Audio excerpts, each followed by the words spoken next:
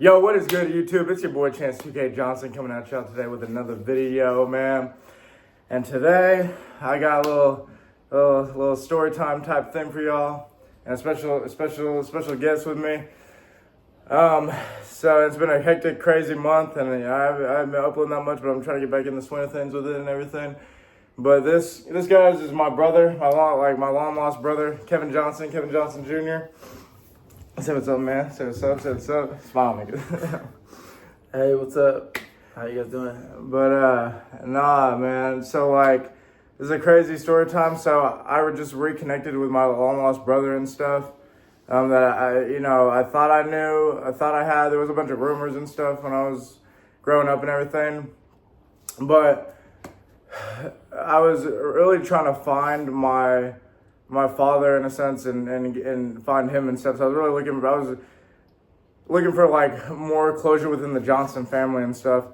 So how this story began, how I found my brother and everything, which we'll talk about that, is so it was like the week of my birthday, and I was talking to my roommate, and he was like, man, Chance, whether you marry because we were talking about family and kids and stuff, and he was like, Chance, whether you date a white woman or a black woman and stuff, you yourself are still black as a person. So it's important to teach your kids about the culture of where you come from and, your black side of your family and stuff. And he was totally right. And June, if you're watching this, shout out my nigga June, because he a real one for pushing me to get this far and just be sitting here with my brother and stuff, man.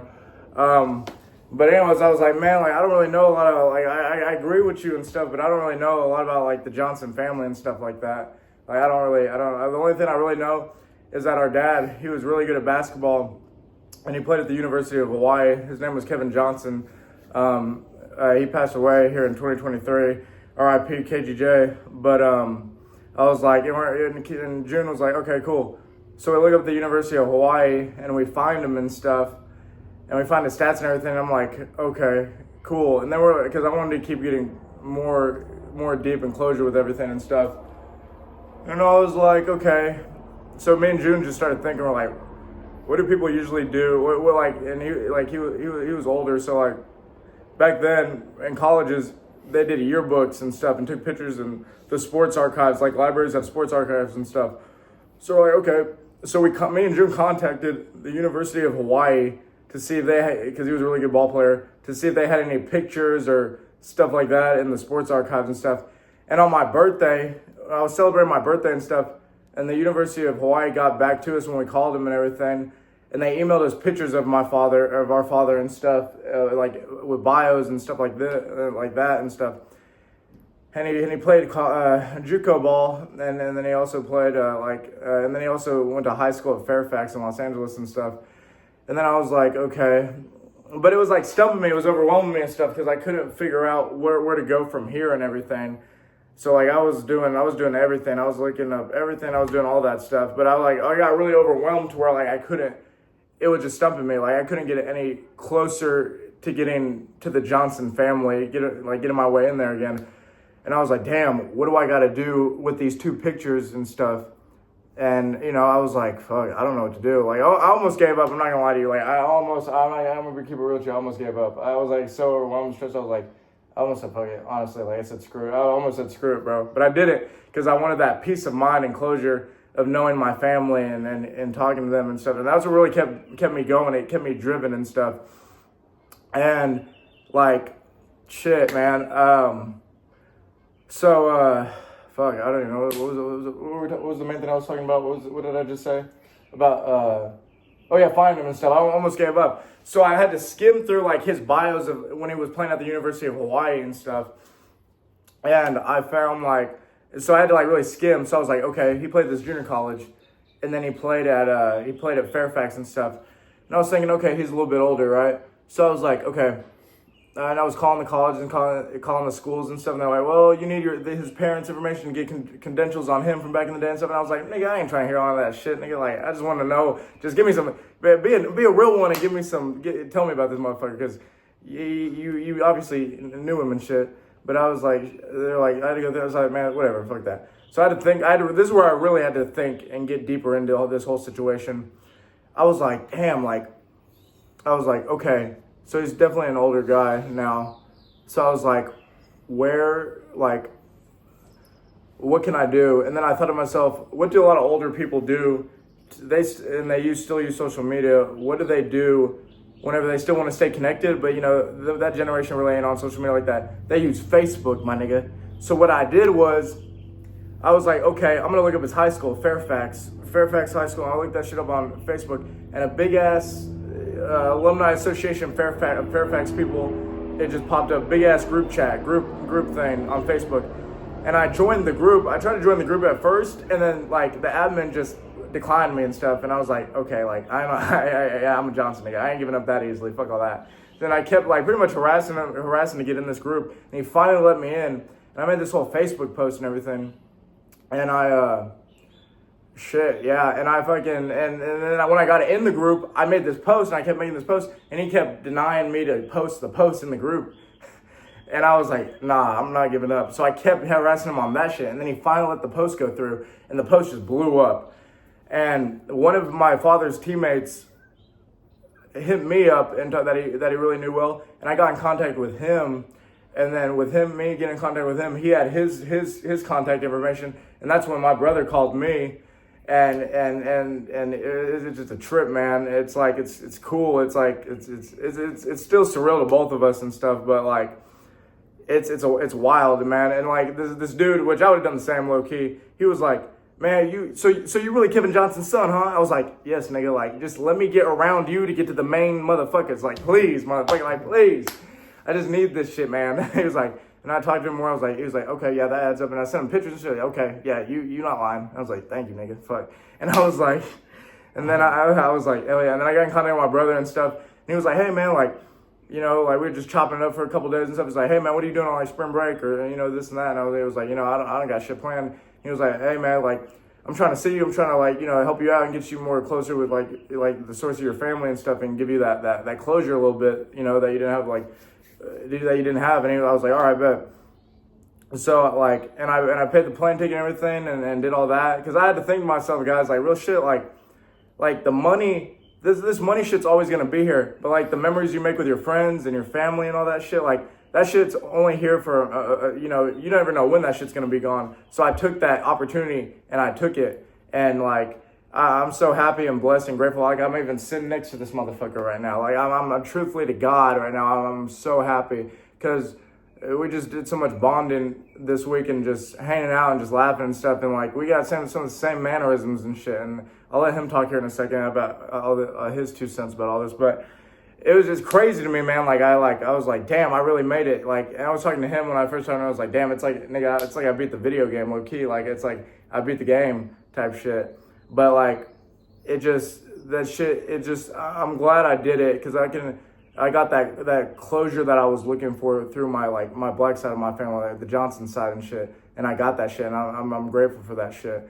But it's like, yeah, guys, if you want to do shit in your life to where like y'all think or do and shit, just do that shit. Because like make your memories in life. The money's always gonna be here and shit, but just make y'all's memories and shit. But nah, man, it's just real. Oh, also, last fall, last fall I went to a Chinese restaurant, right? I went to a Chinese restaurant and shit. And I think the fortune shit, all that spiritual shit's cool and everything. That's cool. But I'm not like a real big believer in that shit. But I can't, this one fortune said some like crazy shit. And I was like, man, that's interesting. That's really specific. And I was like, fuck it. Like, I don't really believe that stuff, but I'll keep it. I'll keep it and shit, whatever, and see what happens. I thought something would happen where I meet someone to like get my content shit blown up and shit. Real shit, I thought I'd meet Castanet or some shit, bro. But it was actually like a family member and that shit, because David, and like, look at this, and I was like, hey, look at this fortune says, yo. Like, look at that shit. I don't know if y'all can see that, but it says, you will meet, damn, hold on, niggas. It says you will meet someone special in March. And that shit and it's just crazy. Like, this little fortune was like God sent or some shit. You know what I'm saying? Like, it's crazy shit, bro. And it's even like, it's a crazy situation and shit. Like, I'm just like blessed and grateful and like all this shit, man. And for all the niggas that know me and shit, like all the time, are like, Chance, you got any siblings or your only child and all this shit? And I always told y'all I was like only child and shit. Nah, nigga, I got a brother, bro. But Kev, I'm gonna let you do a little bit of talking and stuff. How your perspective on everything, your 2 cents on it. But what do you think about everything, like all this? Yeah, I just want to say, man, that's fucking cool, man. That's awesome, man. Congratulations. Shut the fuck up, nigga. Nah, be dead ass. Oh yeah, man. Shut up, nigga. Congratulations, man. Shut That's the fuck awesome, up, man. bro. Shut up. Yeah. My name's Kevin. Kevin Johnson. Kevin Johnson Jr. And how do I break this down? Let's say, yeah. So I get this phone call. And it's my dad's friends basically telling me I have a son. I'm not a son, but a brother.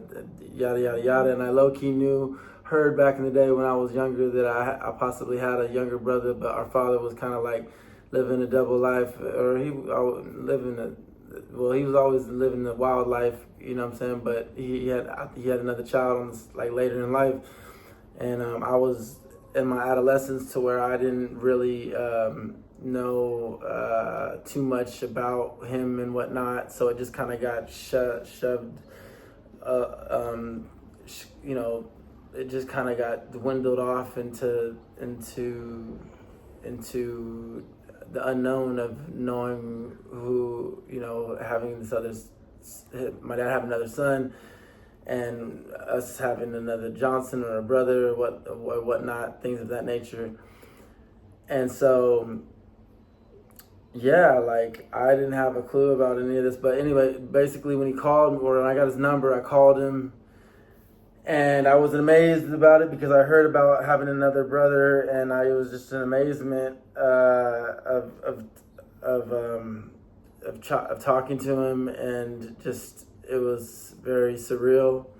And really, I had I'm trying not to sound like a victim, but I had a pretty gnarly background with my father. He was like my friend and my father, and and we just had a very unique relationship. So my mother also passed when I was in my 20s. So me and him have a similar type background, so when he called me and he told me, you know, who he is and all this stuff, I was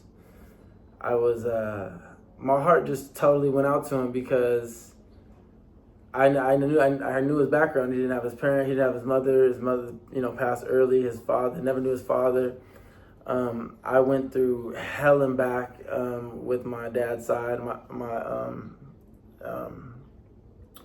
With my cousins and the selling of his house and just all kinds of hood stuff in LA, and dealing with shit. And when he called me, my heart totally went out to him because, yeah, like he said, he didn't have his mother or father, and didn't know. I was basically the source for him, the closure that he's looking for. So I basically was like, hey man, hurry up, man. All right, before something happens to me, winter spring break, get on the flight, I'll pay for it, whatever. And mind you, my father passed away in 2023, so it's 2025. He hits me up, and so he just like kind of getting back in contact with his dad, or not in contact, but meeting his dad. And so I just wanted to hurry up and get him to the cemetery so he could see where his dad was at, you know, and meet and just have that closure. And so I told him to get on a flight real quick, get down from spring break, get out here, and let's make it happen. Let's get it going. Hurry up, you know, because I was just very inspired by his resiliency to continue to search and find and go through all this navigation, and especially having, you know, growing up with not knowing so much. I mean, that's like I knew like a lot about like my white side of my family for the most part, but like I didn't know, like with the black side it was just a blur. Like I didn't know anything. Like I didn't know shit early, honestly. Just like I just knew that I was like a mixed motherfucker, like light skinned nigga. Like that's like really all I knew and shit. Yeah, and so it's very interesting because So yeah, so I quickly like embraced this whole situation. I had him come down, and it's been quite surreal. And I'm kind of like, yeah, like it's cool. It's cool. I fuck with it. And like niggas, like I'm not trying to cut you off. Yeah. Again. Like no, even niggas like we would like hang out outside or go take his dog on a walk or some shit or do some shit like that, just chilling, cool. And we run into some people that he knew and stuff, or just like go to stores or gas stations and stuff. And people are like, man, y'all look just alike. Y'all look just alike to each other and stuff and everything. And like some guys would get me like, you two brothers and shit. I'm like, yeah, man, this is my brother, man. Like, but it's like people see this shit before we even talk about this or even put that conversation up there. Like people would say stuff before we even say stuff like, you two brothers, you look just alike. He's like, yeah, they're like, are y'all two brothers? Like, yeah. I was like, man, I can tell. That shit's cool. Hell yeah, good for y'all. It's like, yeah. So like, no, go ahead with your saying. So yeah, I mean, it's just been very spiritual in a sense of it all, because it's like, just want to encourage anybody out there that's feeling like they can't, that anyone out there that feels like they feel like giving up, or they don't know, they come from a dysfunctional family, or they don't know where their parents are. It really inspired me. So I was, in a strange way, like I've always been solo dolo by myself, trying to,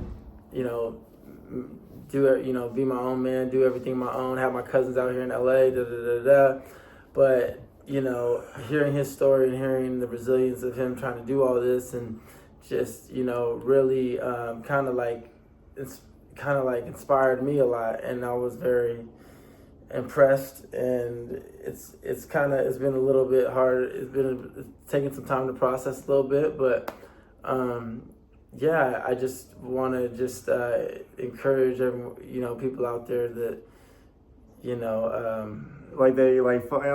they feel stuck, or like they feel so close to finding their family and stuff, and just like, and they feel like they're not gonna make it and stuff. But I promise you, like, there's a way. Like, I promise you, if there's a will, there's a way and shit. Like, this was like a big blessing in my life, especially for the year 2025. This was like a great blessing in my life and stuff, and I'm forever grateful to God and everything.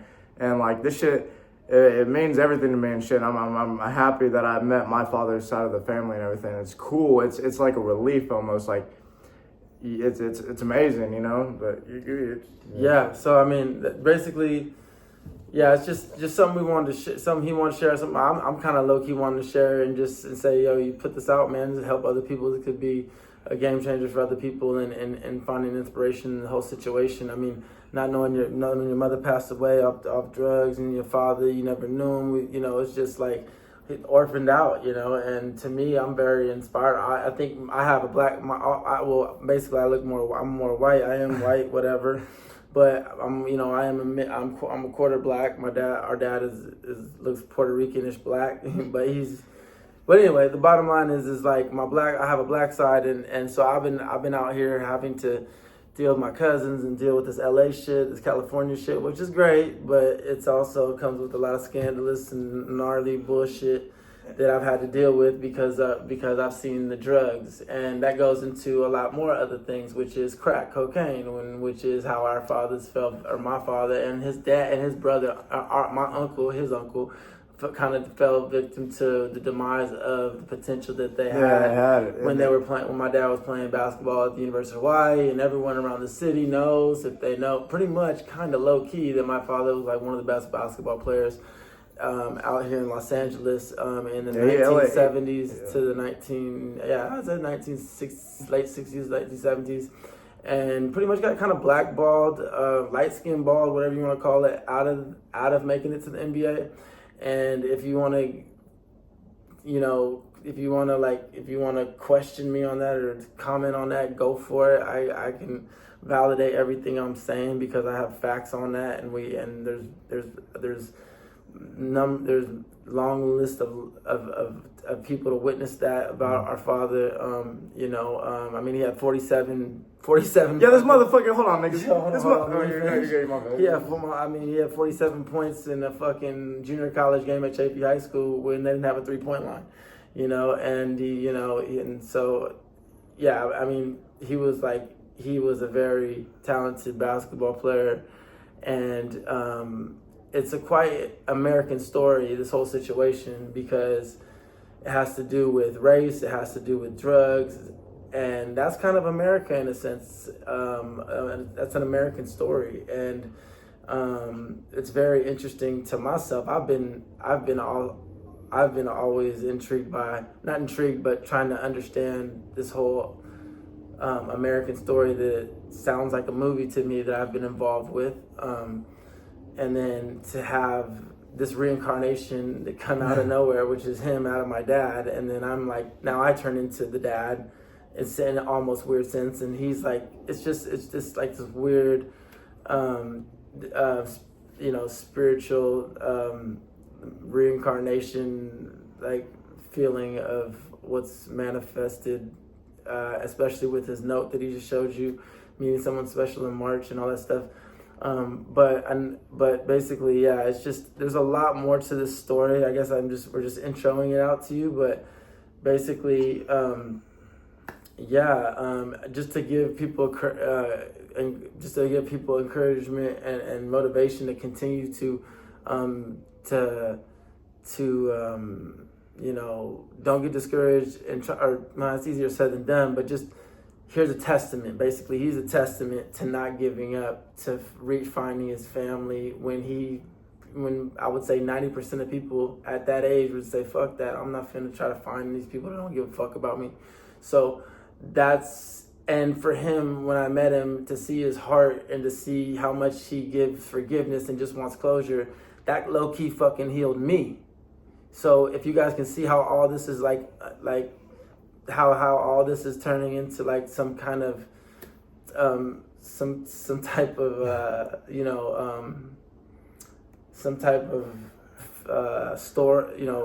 deep story, it is, because I've had so many scars and complexes of dealing with my father falling off into drugs, and I'm talking about like fucking hard drugs and shit. Yeah, and it was crazy. Like being shot at. I was shot at by my dad. Well, I'm not trying to say. It's like Menace to Society / Friday movie. Like, it's funny, but there's also some gnarly shit. And to those of you that understand what I'm talking about, like you get it, and and so. They're very dysfunctional, but it was funny too, because, by God's grace, he shot at me, but I didn't get hit. I jumped the fence like I was a goddamn gymnastics fucking all-star. But, but the bottom line is that, I'm just really, in astonishment behind this story and him not giving up. And that just goes for everything in life, for everybody. And I just want to encourage you guys to understand, it's a testament to not giving up. And if you want to say, oh, that sounds cliche and blah, blah, blah. Okay, well, cliche this. How old are you? 24? Yeah, 20, okay, 24, 0 to 24. And stuck with it. That's not cliche. That's blood, sweat, and tears, and fucking heart, and grind work, and pain, and psychological pain, and trauma to overcome to make this happen. And so I get it. It's not easy, but it's just very interesting. It's just very inspiring to see how the Lord worked in this way for him to continue on and press forth, and it became a testament to me, and it became an inspiration to me to continue to level up in myself with my career and everything that I have going, which I do have things going, but it definitely almost like instantly advanced some maturity in me when he came around with his story, because I was like, wow, this is unbelievable. Like, this dude just wants closure. I'm like, here, bro. You're like, let me give you all the things that, like, there's some money left behind from father's passing. Let me give you this. Let me give you the money. Let me try to help you out. Things you don't know. Because I'm worn out myself. I've been worn out from all this dysfunctionality that I've underwent with my family and the drugs and the fucking all the bullshit and the the craziness, but so I was basically like, I've been worn out, but I just wanted to be of service, like my dad always says, try to be of service and just try to give him that closure. And it's an American story, he comes, I come from what is it? I would say this from America, which is, not to make excuses, everyone makes their own choices, but, basically the crack epidemic in the 80s from Los Angeles and how that hit my family and how that kind of broke fucking multiple families. But I would say, yeah, we're both a product of that. He's definitely a product. I'm a fucking product of it. And that even ties into more of, my white side. And that's why it's so unique, is because we're mixed or whatever. I'm white, whatever. And how this crack epidemic, got even into the inner cities and whatnot. And there's more that I can tell you about on that, which is America funding a war in the 80s to bring in so they could fund a war to a war in the 80s. But in order to do that, they had to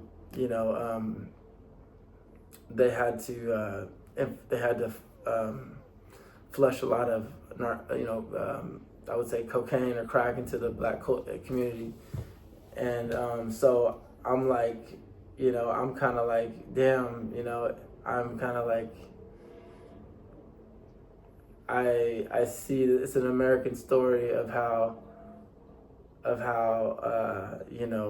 we've become, we well, basically just, like how you want to blame, you want to be like, oh man, why you fucking with that? Why you fucking with that? But, and I'm not here to play the race thing, but it's an American thing, it's an American story, and we just want to encourage anyone out there that feels like they are down and out or broken or come from the drug shit, and male, female, and feel like they're broken and they can't get through it, whatever. Or like they're lost and they can't find their way back home in a sense with their families and stuff like that. But like it's possible for sure. Like, hey, social media and our phones and shit, those motherfuckers are powerful. Because without that shit, I would never found this motherfucker. I would never found my brother and stuff. So it's really cool, man. And it's like it's a thing of just it's like this situation's almost as spiritual. It's almost spiritual, and that's cool. And I like that a lot. But yeah, I think if you're dealing with all this and dealing with that, but like if you want to really figure out about your family as a person, and you think it's over and stuff, it's not too late. You can always figure that stuff out. Like it's a cool concept, and I'm really blessed and grateful I got to spend my spring break with my brother and stuff, and it was really good in reality with closure, and I got a lot of answers and questions answered about my family, and they did this or that happened because of this, and this happened because of all this, and I got a lot of good closure, and I'm forever grateful and blessed by the man upstairs as well for like this opportunity to be able to do this. And yeah, I'm grateful in life. Like I'm happy. I ain't got no complaints. I'm happy to even be here, But, and the Lord works in mysterious ways, I didn't have a clue about this was gonna happen, and then something like this happens, and my dad, it's just a trip. And so we just want to and that's what this platform is, right? Sharing testimonies, sharing situations of that. I'm not so cling on trying to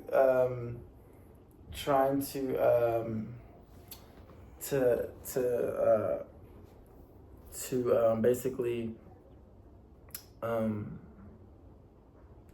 sell you on anything on this story or anything. Well, I think it's just a cool concept of sharing the story in a sense. Like this is cool. Like because all my friends I talked to when I was growing up and stuff, like I would tell them I'm the only child and stuff. Because I knew about you too. Because my grandma talked to me on my mom's side. She talked to me and she was like, Yeah, you got a brother too. He's somewhere in California, somewhere here and there. But it's like, it was a thought in the back of my head because like I'm growing up as a person. I'm trying to figure out my stuff and just be a kid and everything. So I'm like, oh, hell yeah, that's cool. But at the time, like, I'm a little ass kid. I don't got a phone. I can't do this. I can't do that. So it's like, that's not like a priority to me in a sense. Like, it's always a thought in the back of my head. Yeah, and the funny thing about this whole, sorry. No, you're good. No, the funny thing about this all too is like basically it's kind of this contrast is too, because like he has more of my dad's black features, but he grew up in Oklahoma, and I have like this Justin Timberlake white features with a little bit of black. You was growing up with niggas, and I was growing up. Yeah, he was. Yeah, see, like I was. You know, like I'm black. I was growing up with Death Row Tupacs and shit like bro, that. yeah, it's crazy. Like not that bad, but in a sense, you know, just gnarly shit. You know, and I was getting white. I guess I was getting white balled. You know, like white boy. Yeah. I accepted. I was like, fuck y'all. I'm look better than y'all anyway. I ain't tripping. Fuck it. You know what I'm saying? Whatever. You know, and so, but. I embraced it. It's cool, but it's kind of a funny trip because there's a contrast because, you know, he's a little more black featured, but he grew up in Oklahoma, and I'm more white, and I grew up around in California. And I grew up in Cali, and I'm more accustomed around diversity. It's funny, like you had like. You know, in a sense of like you didn't like you went through so much shit and trauma. You know how our dad was and shit and like and this and that and shit. Like I feel like we have. And the reason he shot at me because he called me a white boy, but that wasn't the reason. I got mad. I got frustrated because he told me because I was busting my ass trying to do all these errands for him, and he used to talk. My dad could be hella disrespectful, and then the next minute act like nothing happened. But he was calling me. He was telling, "Give me a motherfucking, get this and hurry up and give me a fish fillet and gallon of milk, motherfucker." Yeah, that nigga like fish fillets. I don't, you know, some hood shit. But like he was like, and I was like, man, stop talking to me like I'm trying, man. I'm trying to go out here and run your errands and do all this stuff that I'm doing. But the thing is, I came back with the sandwich too late. That's why he got pissed. He got pissed because I was with my Uncle Tom. Nigga was on that on the double type shit. I was with his dad's friend, right? By the way, me and my dad's best friend became my homie. And so he was like, see, like 50-some years old, coming off. He's like, he's transitioned off the dope, and so me and him are cool. I don't judge none of these people because you know what? Everyone's got vices in this world. I'm gonna tell you right now. I don't care if you're in your 16s to your 20s to your 30s to your 40s. You know what I'm saying? I don't care. Everyone got vices. Everyone got things they're dealing with. So I'll tell you, it's best not to judge nobody. Yeah. But if you're gonna have to, whatever you do, try to be productive with the shit that you might have as far as that's like a vice or whatever the case may be. But what I'm trying to say is when the whole fucking situation with that damn shooting was because he wanted a gallon of milk and a fish fillet sandwich from fucking McDonald's. Wait. This nigga wanted a fish fillet and milk. What kind of combo is that? Actually, it's kind of a cool combo. No, it's cool. It's unique. It's different. Like niggas ain't. He wasn't basic. That's one thing about that nigga. He was real. I mean, it was not healthy for you. Well, yeah, nigga, but like a fish fillet from McDonald's. Well, did he want a gallon of milk from fucking Walmart or something? I mean, he should have got more groceries if he's ordered me around instead of those two things. But I guess he wanted it like within like 10, 15 minutes.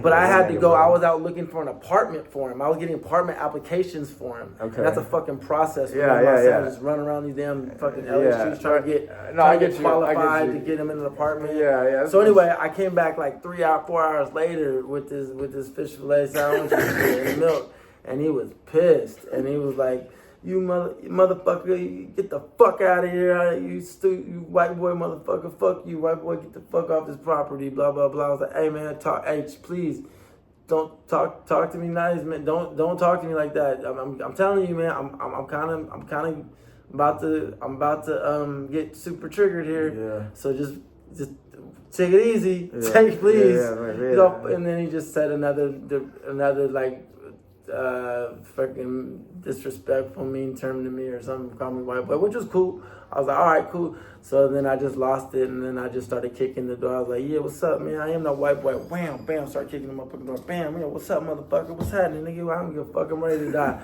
So cause I lost it. Cause if any of you guys know, you come around this dysfunctional shit, like I'm not really a violent person, but when it comes to like things that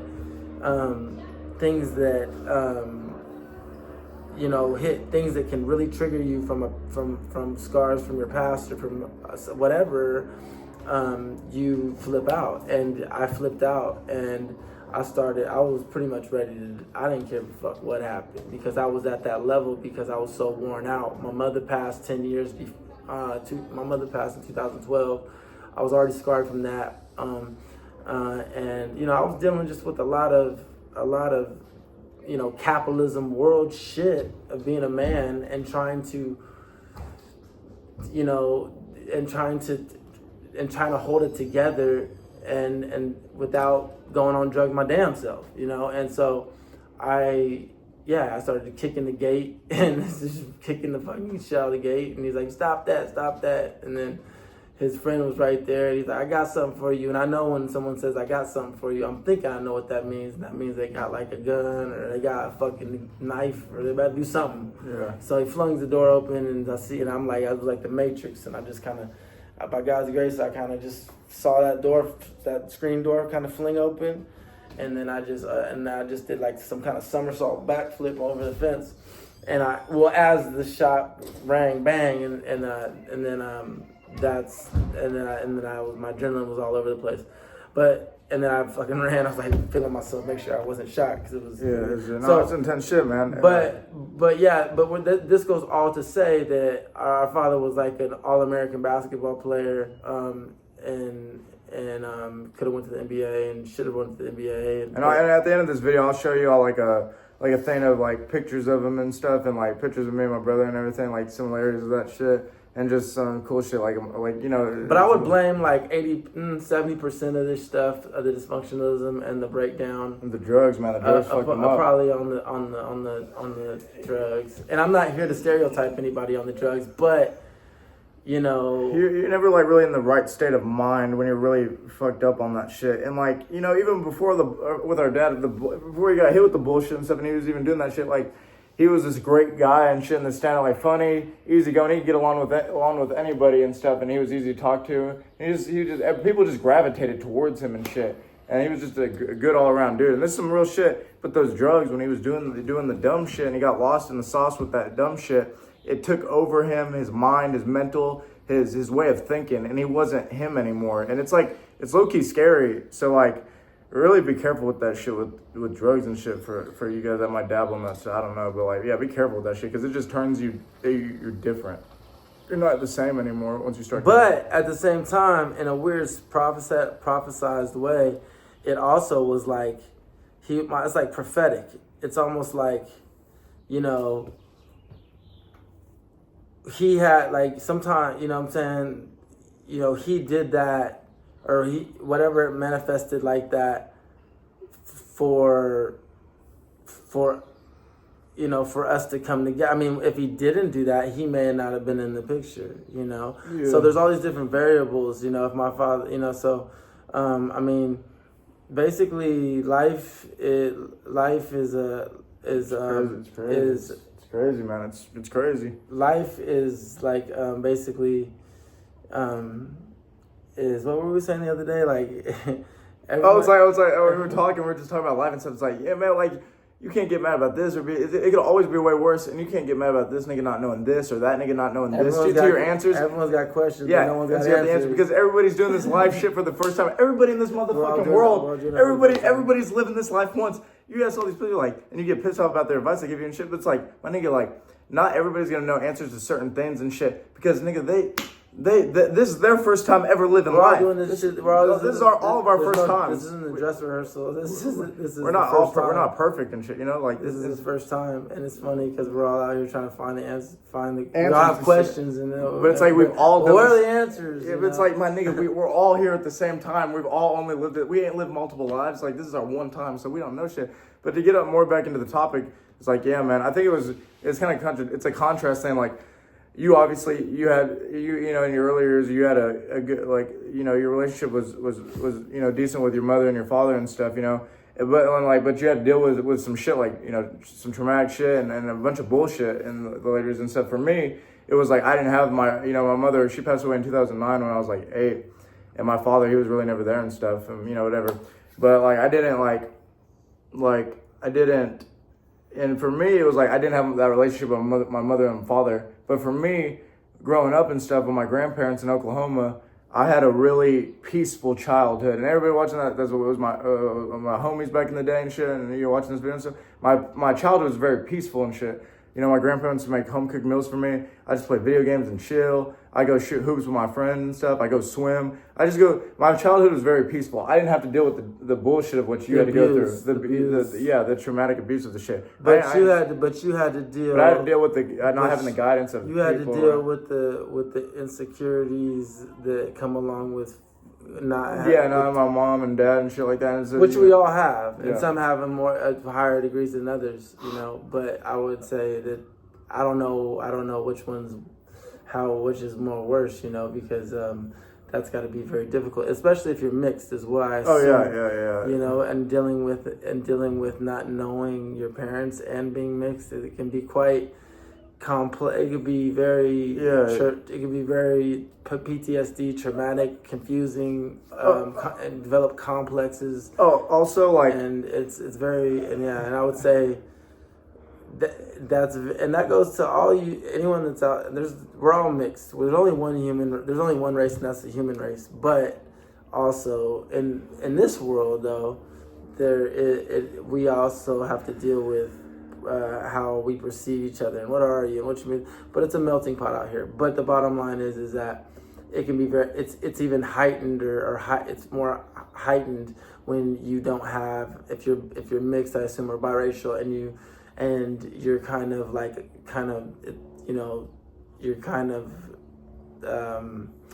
it's hard to tell sometimes what nationality it might be or whatever the case. It can be very it can be very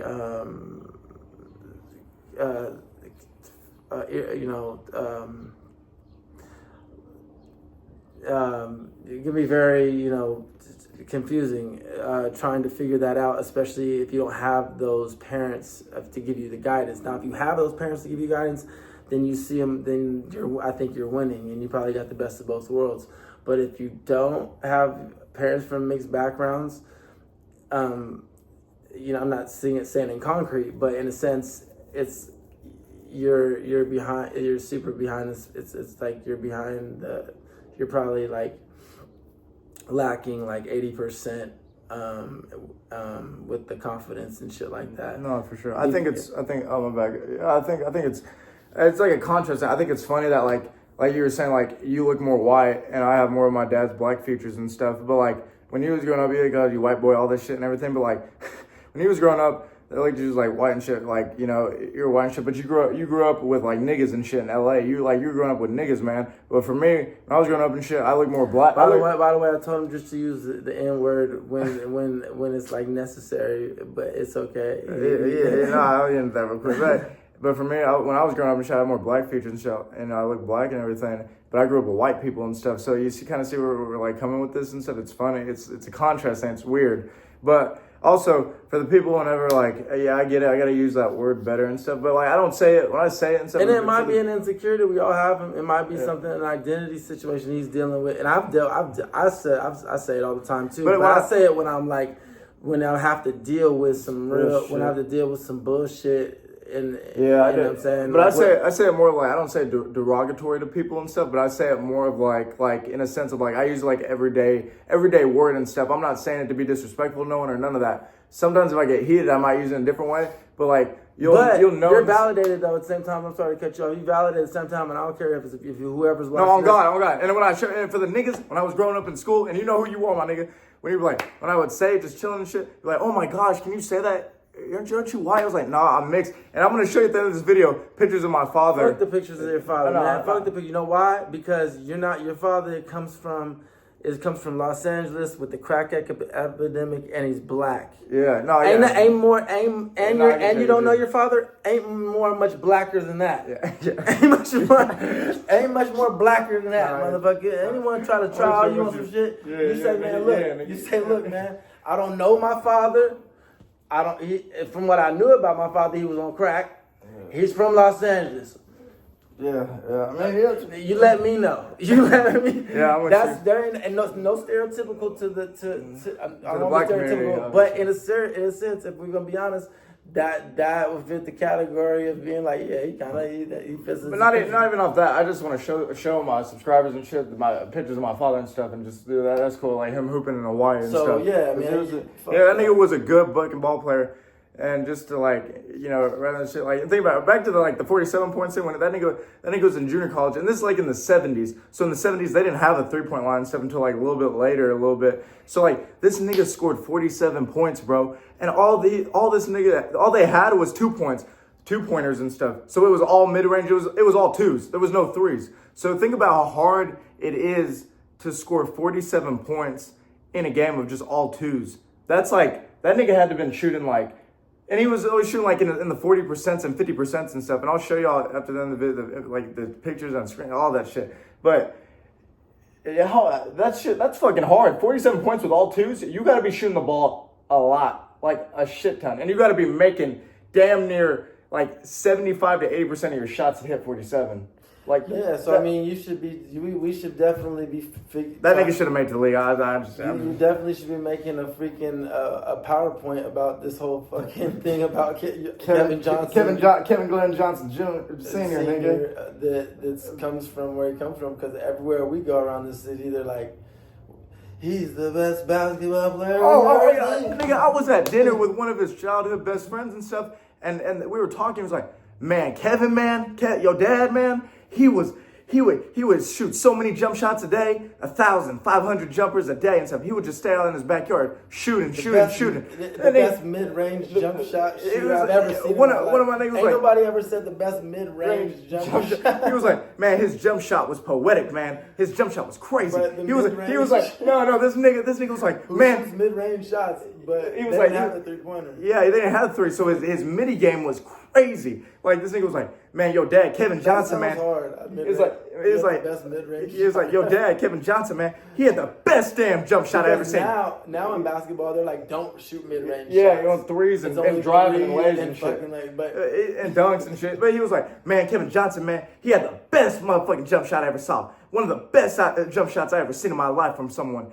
That motherfucker was butter. He was Stephen Curry before Stephen Curry. I was like, what the fuck, nigga? Like, and if this continues to go on, hopefully he can bring people to testify to that. Yeah. And trust me, we got characters and stories and all this characters to show you and bring to you upon this story that can validate everything we're talking about. Yeah, it's true shit. And it's almost comical. It's real and comical at the same time. So shit, man. You know, I think you might you'll get full circle with everything we're giving you, because we're giving you the real.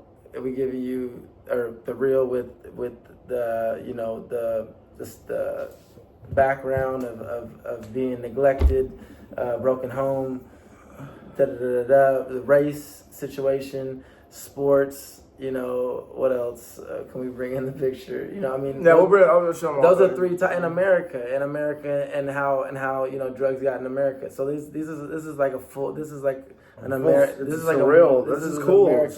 American, in my opinion, one of the best American stories which there's many thousands, I'm sure, a couple of them, but in my opinion, I'll bet money on it. It's got to be one of the greatest American stories, because it has to do with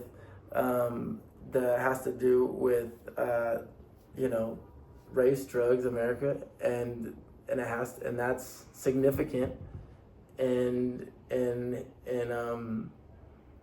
that's very significant content to talk about. No, and it's cool, and I like it's cool, man. But I just wanted to come on here with my brother, man, and share this shit with y'all. And because I thought you guys would really enjoy this, hearing about this, and just this crazy news out of nowhere. You know, I didn't really tell a whole lot of people. Some people knew, but not a lot. And it's just cool. I'm glad I wanted to share this story with you, because everybody was talking about it. It was like, damn, this story's crazy. Like, you could write a movie. You could make a movie out of this, or write a book about this shit, man. Hey, and for all my niggas that might see this, or anybody that comes across this, if you live in the Los Angeles area, I'm gonna say we're gonna get the technology where every time you send niggas, Nick, you know, I believe the nigga like the editor. Oh yeah, but like, Yeah, man. Like if you knew of our dad, you live in the Los Angeles area, and you knew of Kevin. I want you to say nigga, but I want the end. Yeah, That'd be kind of cool. That'd be kind of cool. Yeah, but but I'm like, also like, if you were in the Los Angeles area, and you come across this video and stuff. If you know who Kevin Johnson was and stuff, Kevin Johnson Sr. Yeah, man. What was it? LA High School, Fairfax, Chaffey College, Chaffey Junior College, and the University of Hawaii. University. But that motherfucker, yeah, he could play some ball, bro. 6'5", 200 pounds, like that motherfucker was a big dude. Long, like y'all niggas that how I'm long shit. This nigga was like Giannis, before Giannis type shit. But nah, man, I just want to come on here with y'all, man, and fucking tell y'all about this fucking story with me and my brother, man, and shit.